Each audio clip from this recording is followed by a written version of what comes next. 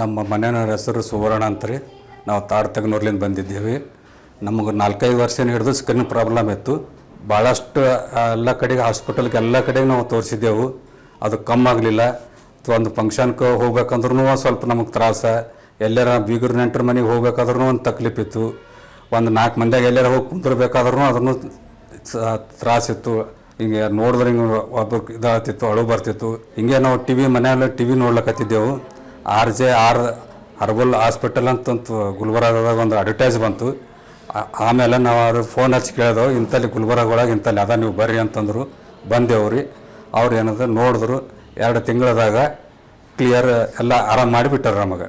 ಇಲ್ಲಿ RJ hospital ಬಂದಮೇಲೆ ನಮಗೆಲ್ಲ ಆರಾಮಾಗ್ಯದ.